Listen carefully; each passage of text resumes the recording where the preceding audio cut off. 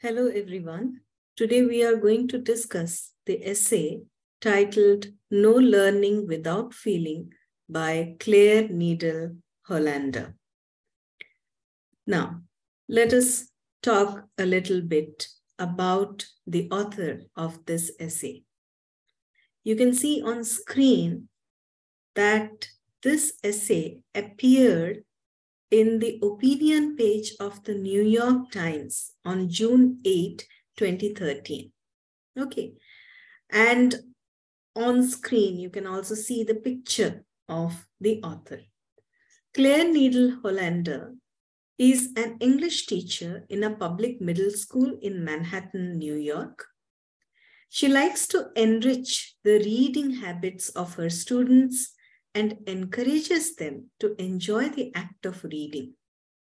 In a world that is dominated by the STEM subjects, that is the science, technology, engineering, and mathematics subjects, she emphasizes the value of the arts in building sensitive individuals. Okay, now let us explore the essay. How does this essay begin? The essay begins with Hollander describing the experience of one of her students with a poem by Langston Hughes, who is a well-known African-American writer. Okay.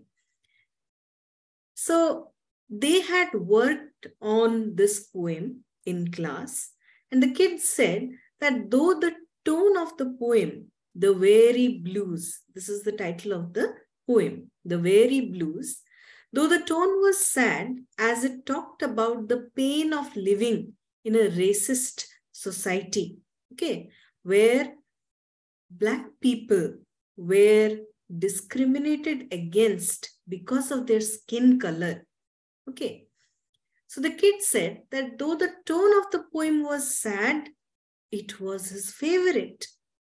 When asked whether one should read sad things, the student replied in disbelief that if sadness was an emotion that people encountered in their lives regularly, then surely one would appreciate reading texts that talk about sadness. So he couldn't understand why it should be questioned. Okay, he could not understand. He said, why shouldn't we read such texts which talk about sad things when we experience sadness every day? It is a normal emotion, and why shouldn't we relate to those texts which talk about sadness? Okay. Hollander says that she likes it when students do serious reading and develop personal relationships with texts that they read. Okay. Now, uses of having emotion or feeling as an entry point into teaching literature. Okay, so Hollander says that her middle school students prefer to read highly charged young adult fiction. Okay, highly charged means filled with great excitement or emotion. Young adult fiction, this term refers to works written for readers between ages 12 and 18. Okay, that is why it is termed young adult. Okay. So Hollander observes that the poems and stories they receive well are those that inspire a strong relatable feeling in them, which she calls emotional punch. So students like reading those texts with which they can connect at the emotional level. Okay. Hollander says that for a teacher, the teen mind is like the stone and emotion is like the lever. So just think about the way a lever works. Okay. What does a lever do? Just like the lever concentrates the effort to make the task of moving a heavy stone easier, emotion is a simple machine. Emotion is like a machine that makes the task of facilitating learning easier. So if students feel, the things that they read, then it becomes easier for the teacher to facilitate learning. Okay. If emotion is used as an entry point, English teacher, the student will not only learn to appreciate literature, but also pick up the necessary language skills. Okay. All right. Now let me give you an example to make you understand the last point that Hollander puts forth. Look at these sentences on screen. They are different sentences and they are speaking of different contexts. Okay, you may relate to them, you may not relate to them. Okay, the objective of the teacher is to teach you these words: dented, battered, deflated, shrouded. Okay, so these are the words the teacher wants to teach you. And then you are given these unrelated sentences, and then you are asked to fill in the blanks with these given words. And then you, perhaps if you know the meanings of these words, or if you look them up in the dictionary, you will be able to say that the sentences would go in this manner. You are famous for always wearing that battered hat. The mountains were shrouded in fog. The birthday balloons deflated after a few days.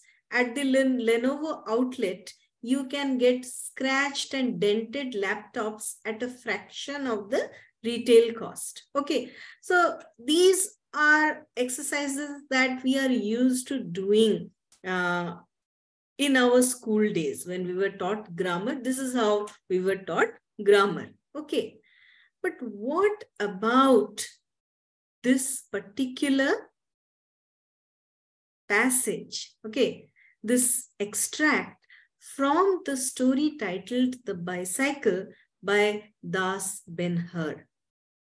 Just let me read it out to you, and then you will see which way appeals to you more.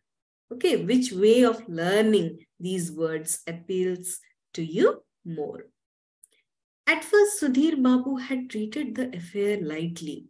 But that evening, when he picked up his pen to write yet another poem on the same theme, his hand jerked to a stop. The old bicycle suddenly seemed to confront him, thickly coated with dust, paint peeling off the rusted frame, mud guards bent and battered, and the seat pointing backwards. The object that had inspired 100 poems stood before him, accusing him. He felt he had to get up and take a look at the bicycle once. It had been standing in the same position, leaning against the wall in a corner of the front veranda for the last 5 years. The bicycle was almost hidden behind a shroud of dust, grime, and cobwebs. The tires were deflated, robbed of their life breath. The seat was about to fall off. The mud guards were dented in 1,000 places. All traces of paint had vanished long ago. He gazed and gazed. Now just look at the difference between those sentences and this extract from a story that you have read, understood, and felt, right? When Sudhir Babu talks about the way his bicycle, is battered and covered with dust, you also understand how he feels about his bicycle. Okay, he feels guilty that he has neglected the bicycle for such a long time, and he also feels how he had not done justice to his friend all these years. Okay, so when you read these words in this context, you will understand them better, you will remember them better, and you will be able to use these words in different contexts. Okay. So this was just an example to make you understand what Hollander means when she says that if we do not use emotion in English classrooms, then language teaching will not be effective. Okay. All right. Now, let us come back to the essay. Common core state standards. This is something that Hollander mentions and talks about. So we must know a little bit about this document. Okay. The Common Core is a set of academic standards for what every student is expected to learn in each grade level from kindergarten to 12. Okay. From kindergarten through high school. They cover math and English language arts, which is termed ELA. Okay. Now they have specific items which the students are expected to learn by the end of every grade. Okay. Before the Common Core, before this document had been written, each state had its own academic standards. Okay, so this is a document that has been adopted in America. Okay, that is why the states here refer to the states of America. Before the Common Core, each state had its own academic standards. The result was that students had very different learning expectations in different states. Okay, there was nothing common between the states. A lot of people didn't like the lack of consistency between the state standards. Business leaders were concerned too. Education plays a key role in growing the economy. So employers said they had trouble finding enough skilled workers in the United States. Okay, why did they have such a trouble? Because there was no common standard and there were different levels of learning in different states. They could not form a common test to judge all the candidates effectively. Okay. And they found that many a time students were knowledgeable, they knew about a lot of things, but they did not have the required skills for the job. Okay. Many believed that state standards needed to be updated for modern jobs. That is why they believe that we need to specify certain skills which the candidates must have. Okay, they thought like that. Now, what was the problem? Such a document was made and standards were set, but then individuality was compromised. Okay. State governors and education leaders decided to do something, so they came together and created the Common Core state standards. The goal of the Common Core is to help students graduate with the skills they need to succeed in college and then in the workforce.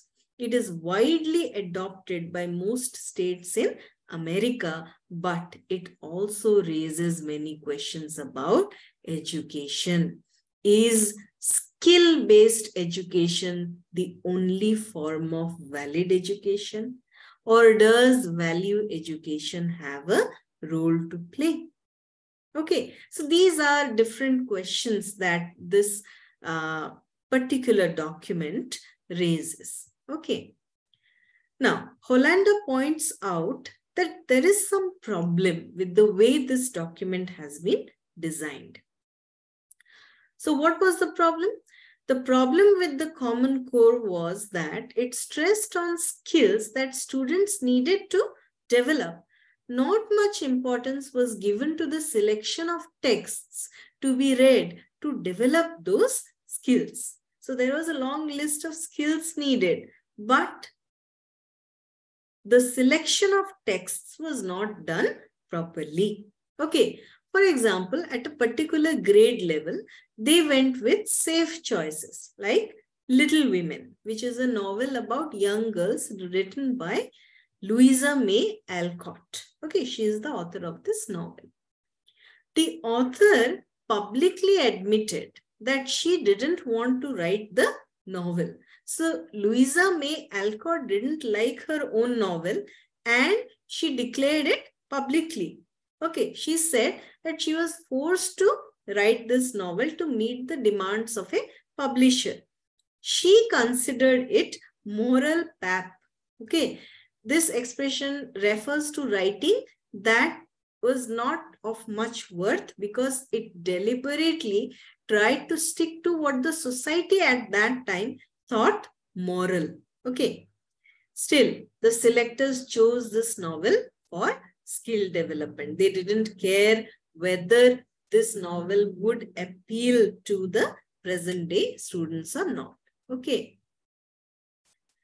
Standardization. This is an important topic that Hollander discusses. Okay.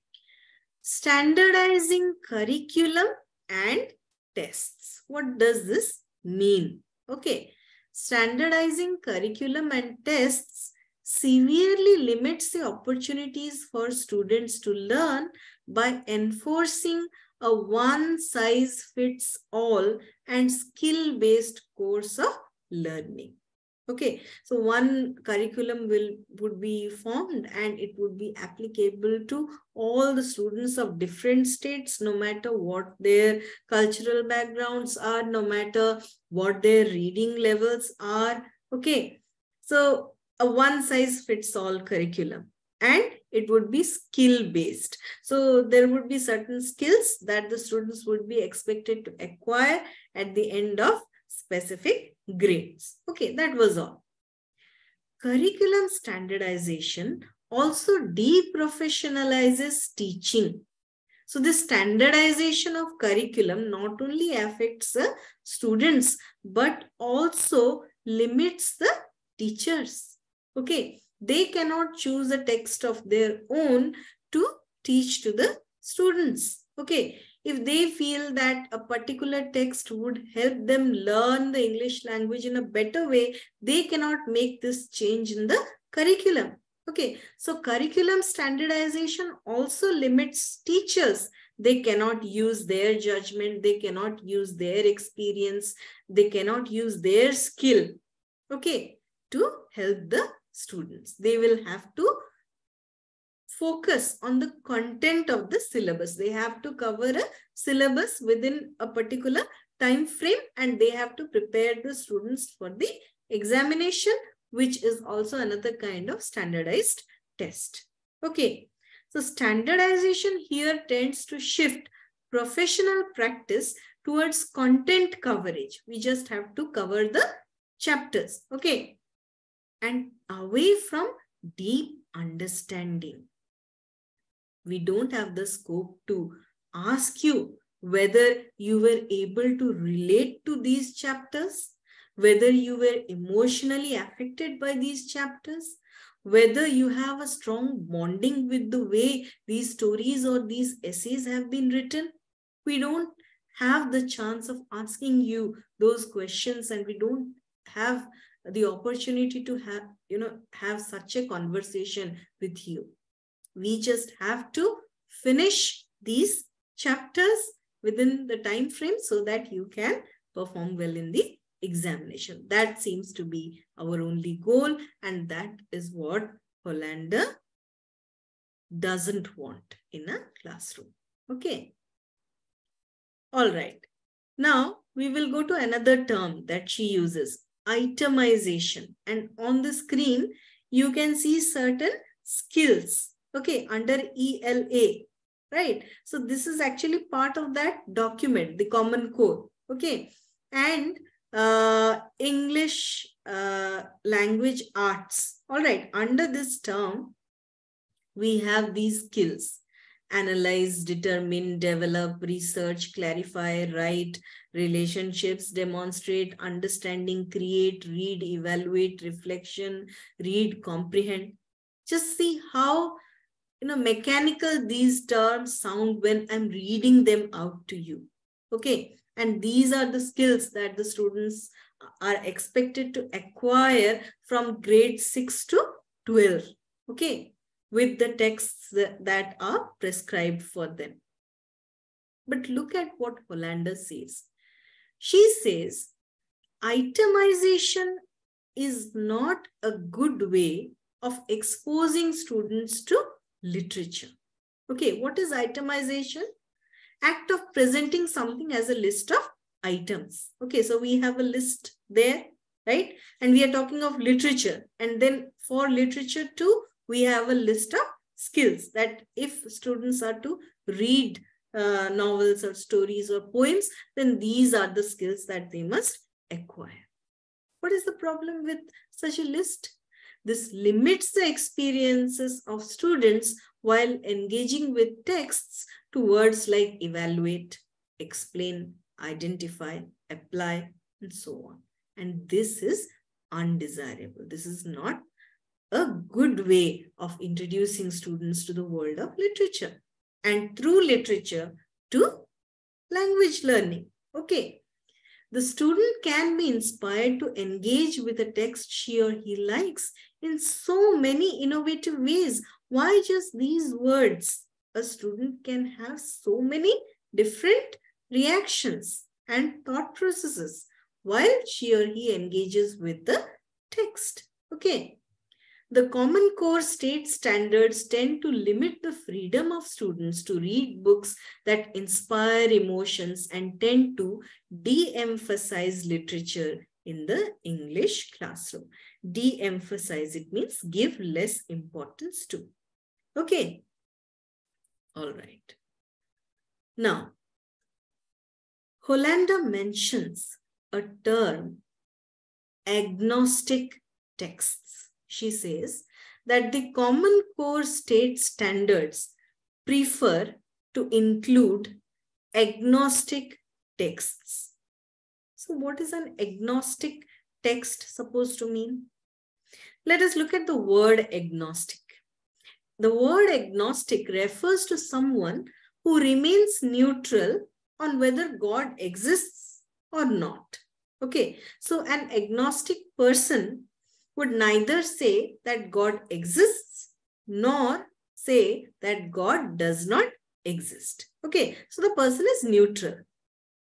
Broadly or in other contexts, the word is used to refer to someone who is unwilling to commit to an opinion about something. Okay, so an agnostic person also does not give to like and also does not like to give an opinion. Okay, because if one gives an opinion, then one is bound to take a side. Okay, but agnostic person remains neutral. All right. Now let us come back to this context. So what are agnostic texts? Those texts that are not radical. What is the meaning of radical? Something that wants a big political or social change. That is said to be radical. So agnostic texts are those texts which conform to society. Okay, whatever the society believes in, if the texts agree to that, then they are included in the syllabus or the curriculum. Okay, so agnostic texts refer to such texts that are not radical. For example, Alice Walker's novel, Color Purple, is not included in the list because it is radical. This is an example which Hollander gives. Okay, she talks about this novel which is titled The Color Purple. Okay, and the novelist is Alice Walker. That novel is not included in the list because it is radical. How is it radical? Now, actually, if you read articles about the book, you will find that the book had been banned from school libraries in United States at a point of time because it contained disturbing depictions of violence and abuse. So because it had these disturbing scenes, it was banned from school libraries. Oh my God, we should not expose students to such things. But such things were happening in the society that nobody wanted inside the classroom. Okay, they just wanted safe things. Now, This novel told the story of a poor, uneducated, and sexually abused African American woman's struggle for empowerment. And in that light, it was an important text that condemned racism, which is an important part of America's history. Okay. Not just history, even the present society. But this novel is not included in that list. The selectors thought that it would divert the students from language learning. This is absurd. The selectors thought that if the students feel too much, if the students have so much of emotion, then their focus from language learning will shift. They did not understand that if the students read with emotion, if the students read with feeling, then they will acquire language in a better manner. Okay. All right. So now Hollander talks about how the literary experience was made unimportant by this document. The writers of the Common Core thought that language learning of students could be measured exactly by metrics. What is metrics? Fixed systems of measurement for all. Okay. This made the literary experience in the classroom unimportant. So, what they were reading, whether they were enjoying the literature or not, that became unimportant. So much so that distinction was not made between reading Shakespeare and reading a Ford owner's manual. So it did not matter whether the class was reading a play of Shakespeare or the class was reading a Ford owner's manual. What does it mean? A kind of document which tells the owner of a Ford car how to use the car and instructions given as to how to maintain the car, all these things. So it did not matter because the owner's manual will also teach the students some new words, and Shakespeare's text would also teach the students some new words. So there was no distinction between these two texts. That was how the writers of the Common Core made the literary experience less important in the English classroom. And obviously, a teacher like Claire Needell Hollander, whose commitment it is to teach the students to read with freedom. Okay, so it is natural for a teacher like her to protest against this. Students could learn new words from a manual too, but would that learning be effective and lasting? No one thought about that. So Hollander says that no learning is real without feelings. Okay, now then she makes some suggestions. So what should be done? English curriculum in school should follow the college English curriculum, which includes texts dense with philosophical, psychological, and moral meaning, even political. Okay. So in colleges, students are considered mature enough to read all these things, okay, which have philosophical, psychological, moral, political, social connections. Okay. But such texts were not thought fit for school students. And that is why the school education is severely limited, according to Hollander. Okay. So she suggests that just like in college, the schools should also follow a free English curriculum, which would give the students the required freedom to read texts which they like. And that could be decided by the people who sit down and frame the curriculum. Okay. That what would the students of this particular state like or relate to? Which are the texts that they would relate to? This is a kind of decision that the curriculum framers, they can take. Okay. Now, skills-based standards ignore the basic fact. That means if the curriculum would be purely skills-based, okay, then what would happen? The skills-based standards ignore the basic fact that language learning must occur in meaningful contexts. Hence, efforts must be made to understand which texts would inspire students at various grade levels. And tests must also be based on books students actually read in schools. Okay.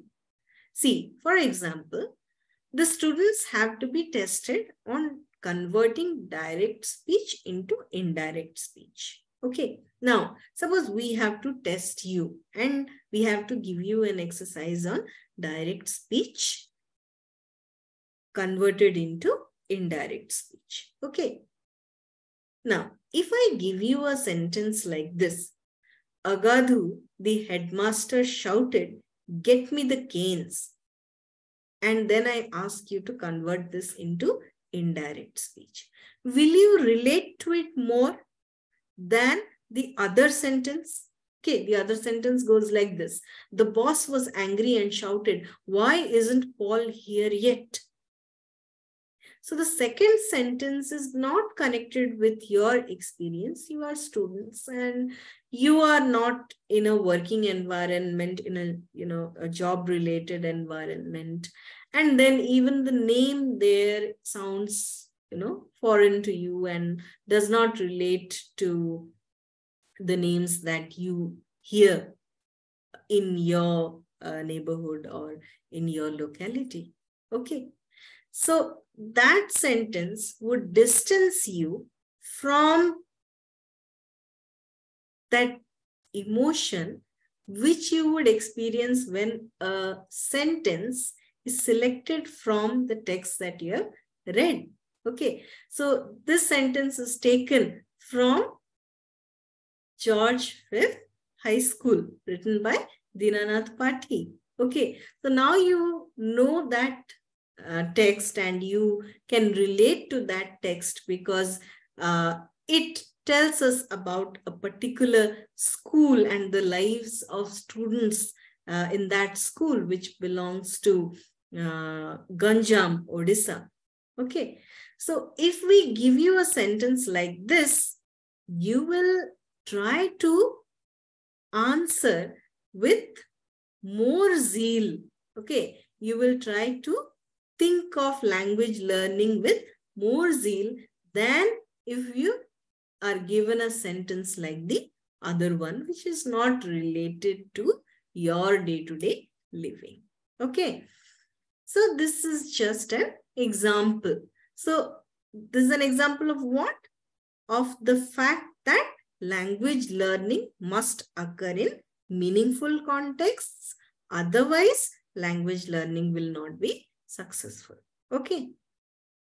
Then some other suggestions and some comments that Hollander makes.